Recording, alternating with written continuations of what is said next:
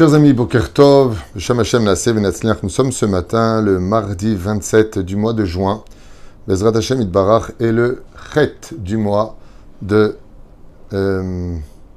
Tammuz. J'ai un problème de mémoire avec les noms. Shiur pour un thème, donc la nervosité dans le couple, c'est ce qui a été demandé par Kimberley, que je prononce bien, pour un bon Shlom Bayit, Teshuva, santé, réussite, amour et bonheur. Pour Yonatan, Yitzhak Ben Galila et Shani Bat Mesaouda, une bonne santé, une bonne réussite aussi pour leur fils Shimon, Avram Ben Shani, Bechen Refoua Shlema, pour tous les malades d'Israël ou Bichlalam, pour sa belle-mère, Julie Jula Galila Bat Fortuné, à qui on souhaite Bezrat Hashem tous les bonheurs du monde, Bracha Rebacha Ve'atzlacha, Bechol Maaseh Yadem, Yatzlichu V'yarvichu Lechaim Tovim, Ul Shalom, vous souhaitant un très bon mardi, Pamaim Kitov, Bezrat Hashem, beaucoup de bonheur. J'ai pas pu faire le cours à la synagogue, donc je le fais avec vous ici, dans mon bureau, c'est pas plus mal. On fera Bezrat Hashem une grande refoua shlema pour Moratimi, Sarat al-Bat Miriam, El Ben Esther Chaya, Rucham Esther Bat Rivka, Juluk Shlomo Ben Zeira, Ben Rutzufan, Sarah Bat Satsia, Ufren Yiladem, Joël Miriam Bat Sarah, Nosir Rachel Bat Silvet Gezala, Chaya Bat Sarah, Vechem Mazel Tov, Evelyn Bat Alice, Mishpachat Ben Shabbat, Sophie Bat Sheva Bat Rava, Ulelef Alfa Avdanim, Leilun Nishmat Kol Mete Israël, Moshe Ben Bechi, Vechem Hashematov, puisque demain soir c'est sa Askara, Gisèle Mazal Bat Ipora Eliane, Sassia Bat Chnina, Esther Bat Miriam, épouse Cohen Salmon, Vechem Fresh Ben Fortune, Patricia Le Bat Zeira, Ren Sonia, René Bat-Suzanne, Shoshana, le Bet-Krief, Ruach Hashem Tenachena, Began Eden, Elon, Vechol HaShovim, Imam Bichlal, Rachamim, Vasilichot, Vechen Yerason, Venomar, Amen. Chers amis, comme vous savez, dans le couple, se marier, c'est 3 étapes. La première, trouver son conjoint. La deuxième, se marier. Et la troisième, rester marié. Et c'est pas évident. Pourquoi je dis que c'est pas évident?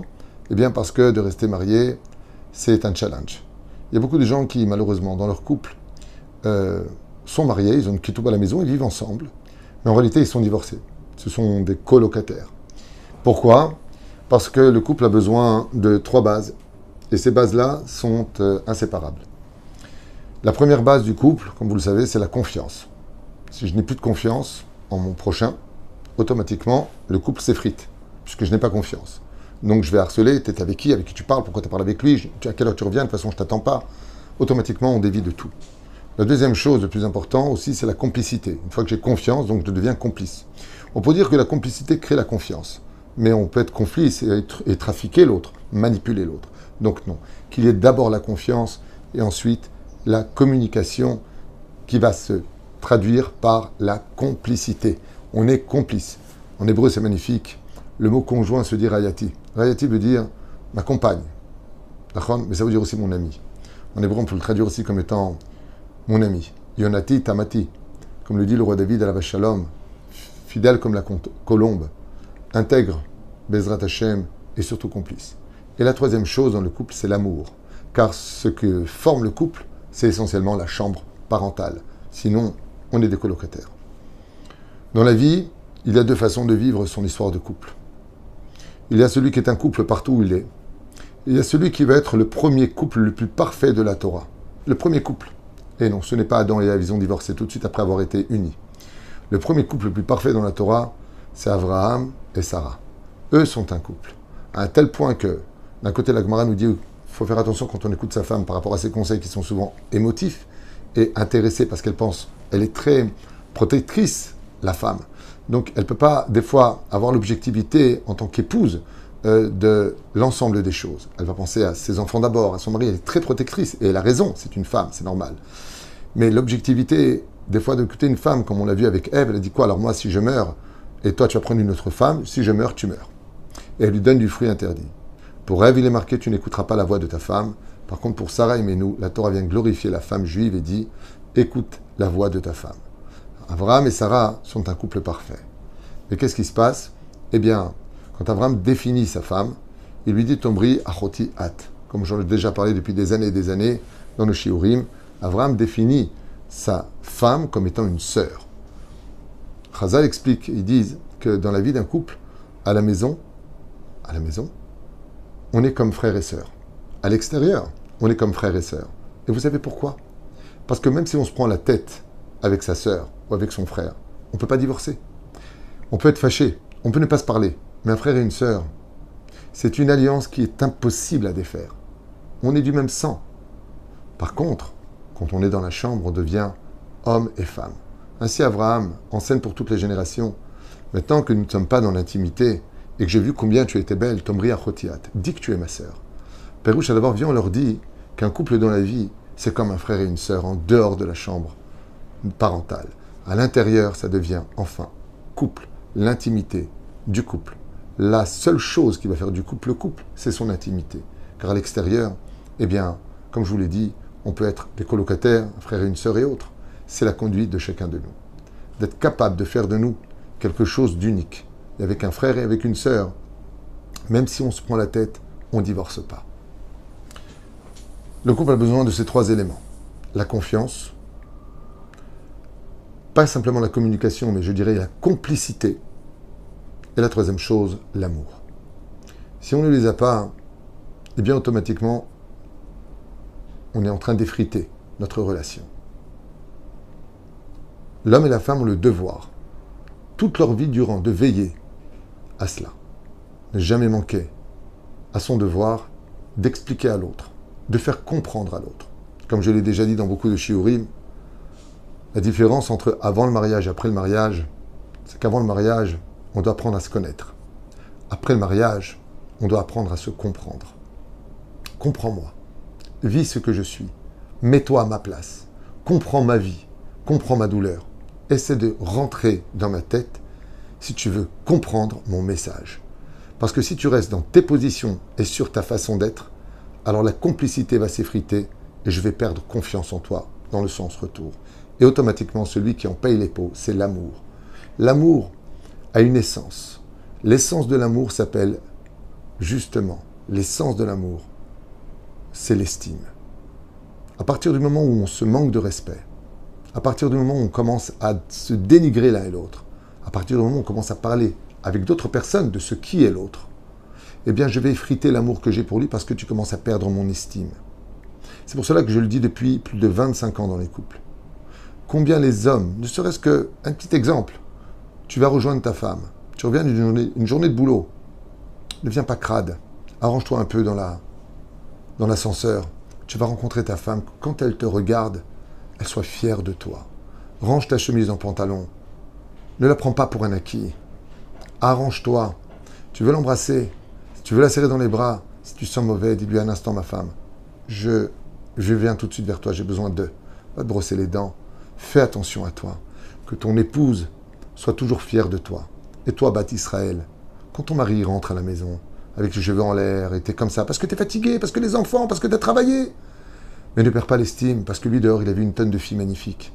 Une tonne de filles qui se sont, elles, maquillées, qui se sont, elles, maintenues avec du sport. C'est vrai qu'elles ne sont peut-être pas mariées, mais t'es en danger dans ton couple.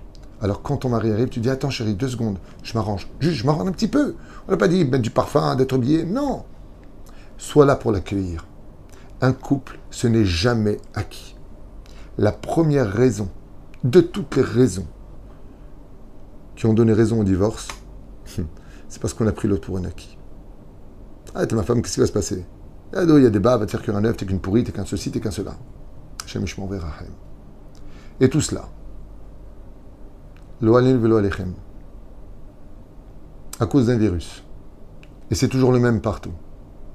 Un virus qui nous a fait tout perdre dans ce monde, mais qui détruit les couples comme une bombe atomique qui s'impose pour imploser à l'intérieur et exploser de l'extérieur. C'est la nervosité. Si vous observez bien, tous les problèmes de nos vies, qu'ils soient éducatifs, professionnels, relationnels et surtout amoureuses, viennent malheureusement de notre nervosité. Combien la Torah nous a mis en garde sur le fait de respecter l'autre. Pour pouvoir respecter l'autre, il faut garder ses distances. Vous savez ce que j'aimais bien à l'époque? Je sais que vous allez rigoler, surtout dans notre époque, ça va faire débile ce que je vais dire. Mais ce que j'aimais bien, moi, à l'époque, c'est que les couples se vouvoyaient. Et je trouve ça bien. On ne va pas le faire, mais je trouve ça bien. Parce que pour pouvoir contrôler une émotion, il faut avoir de la distance au niveau de la réception de cette émotion. Quand tu es trop proche avec l'autre, quand tu te permets d'aller trop loin, eh bien, tu n'as aucun problème de l'insulter, de l'humilier.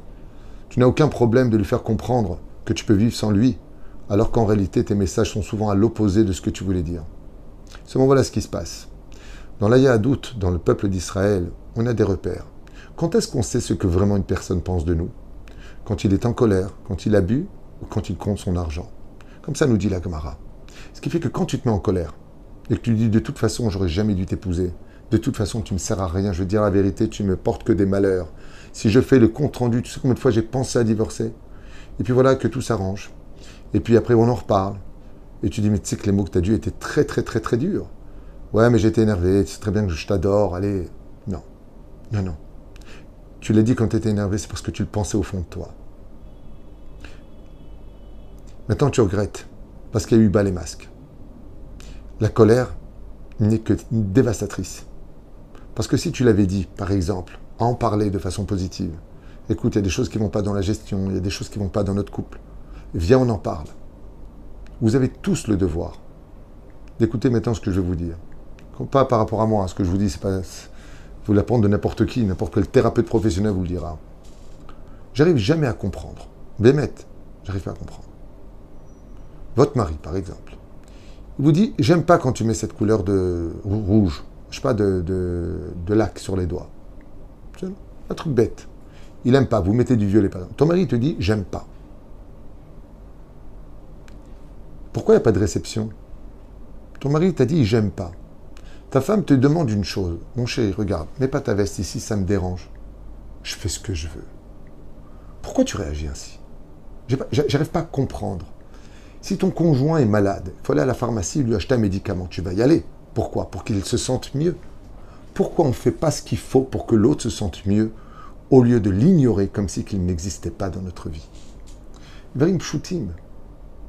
Dvarim pshutim. Simple à comprendre. Tout dans la vie peut s'arranger, à la condition où je garde chez moi mes émotions. Si j'ai canalisé ma façon d'être et que je comprends que je n'ai pas le droit de manquer de respect, que je n'ai pas le droit d'élever la voix, écoutez bien les mots, ils sont tellement bêtes, tellement simples. On n'a pas le droit d'élever la voix. On n'a pas le droit d'insulter. On n'a pas le droit de crier, hein. Pas simplement d'élever la voix, de crier, Shemishmor. On n'a pas le droit de dénigrer. On n'a pas le droit de baser l'autre. On doit s'asseoir, prendre le temps de s'écouter.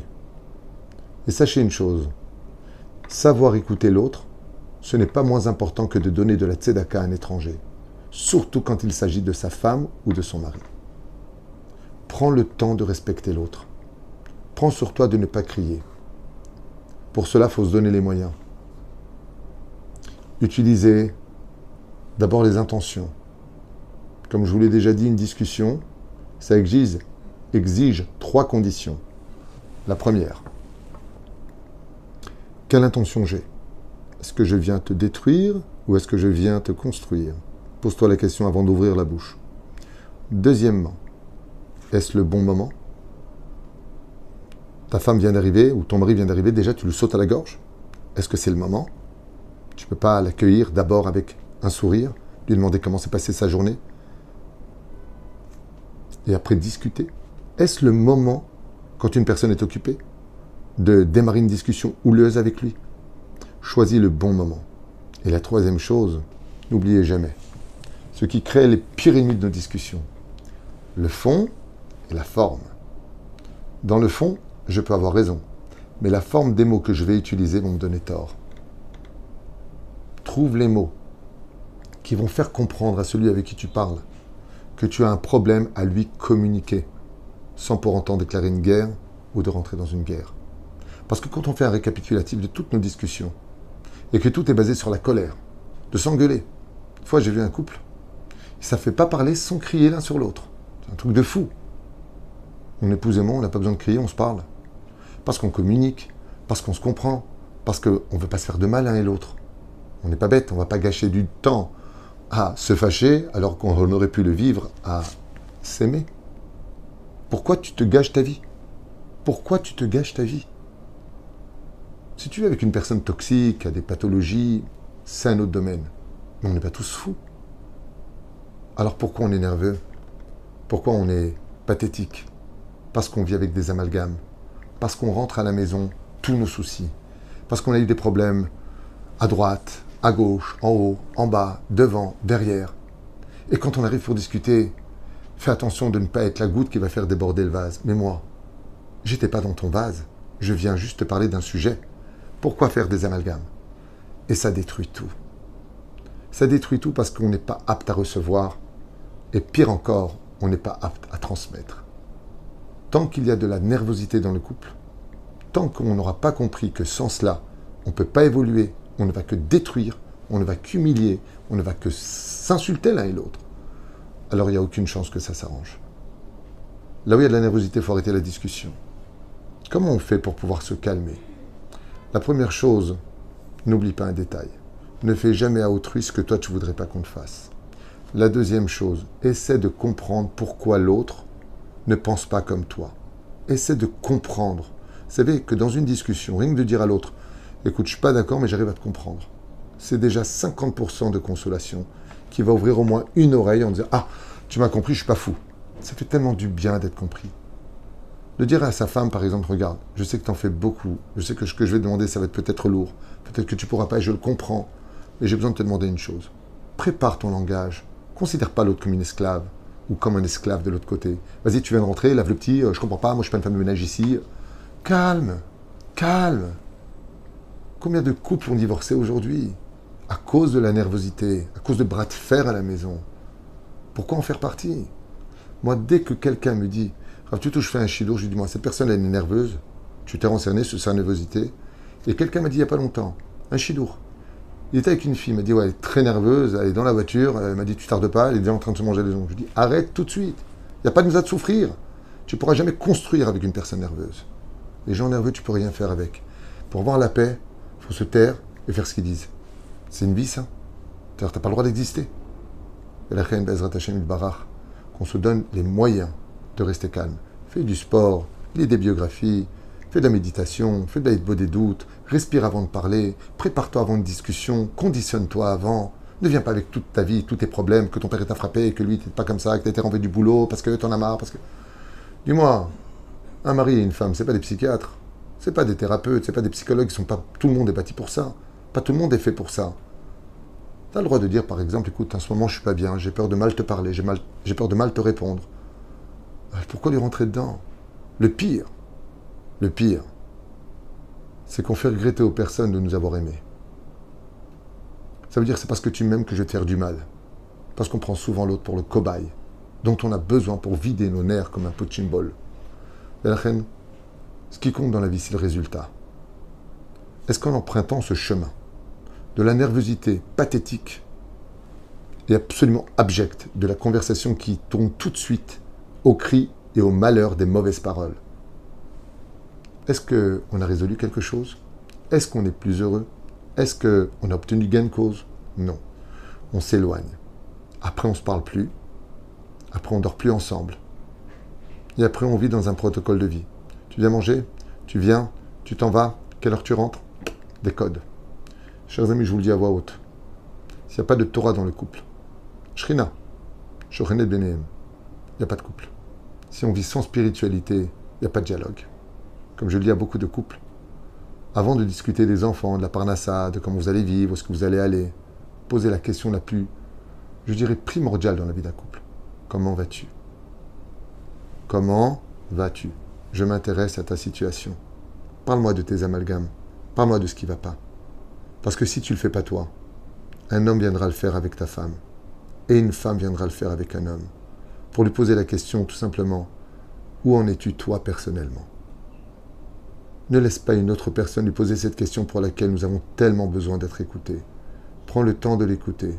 Même si dedans il te mêle, même si dedans il va te faire des reproches. Ouais, regarde par exemple, tu viens, directement tu te mets sur ton portable, après tu vas dans ta chambre, je te vois pas, même quand tu es là, tu n'es pas là. Donc tu vas en prendre plein la tête. Au lieu de dire, ouais je comprends pas pourquoi, tu vois, je te pose la question, tu m'attaques. Non, elle ne t'attaque pas, elle est en train de te dire ce qui ne va pas, Andouille. Ouvre tes oreilles, écoute, elle est en train de te dire, même quand tu es à la maison, tu n'es pas là. Ça doit te faire un truc dans la tête. Vous n'êtes pas tous débiles quand même, non? Il y a un moment où il faut se dire, oh, un moment, c'est comme si tu dis, monsieur, vous avez fait tomber votre montre. Oui, je comprends pas, pourquoi vous vous mêlez, c'est ma montre. Mais crève, je suis en train de te dire, tu es en train de perdre ta montre. Ça veut dire, ne la perds pas ta montre. Je suis en train de te dire, tu es en train de me perdre. Ça te dérange pas? Je suis en train de te dire que malgré le fait que je sois marié, je vis seul. T'es pas là. T'es pas là. Tu t'en tiens à, voilà, j'amène à manger, je travaille du matin au soir, faut me lâcher les baskets. C'est pas comme ça que ça marche dans la vie. T'as oublié qu'avant le mariage, t'étais tout le temps présent pour moi. T'avais tout le temps à me rappeler. T'avais tout le temps envie de me voir. Et tu savais me dire comment tu vas. Il faut perpétuer ça toute sa vie jusqu'au jour où on quitte ce monde avec sa femme. Parce que Maraché Zame Anaki, et ce qu'il faut surtout retenir, c'est que la nervosité ne pourra rien faire d'autre que détruire tes couples. Parlez et cessez de vous disputer. Donnez-vous les moyens de vous calmer. Prenez le bon moment, prenez une douche froide, calmez-vous.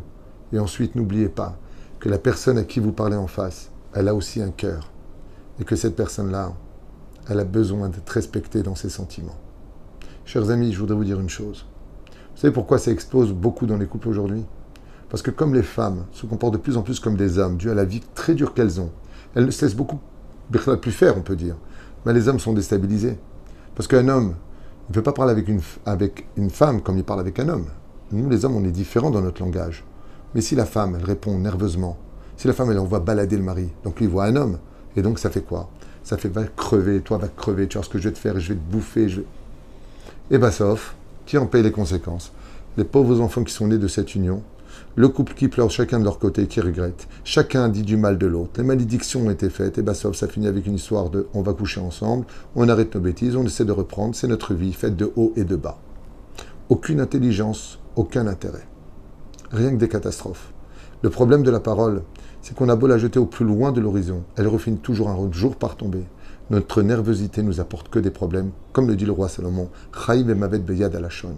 Tous tes malheurs sont dus à tes propres malédictions. Arrête de croire que c'est tout le temps lui qui t'a dit, l'autre qui t'a regardé, l'autre qui t'a provoqué. Non. Non. Des fois, toi-même, tu te maudis que je meurs à l'instant, sur la tête de mes enfants, sur la tête de mes filles, sur la Torah, sur...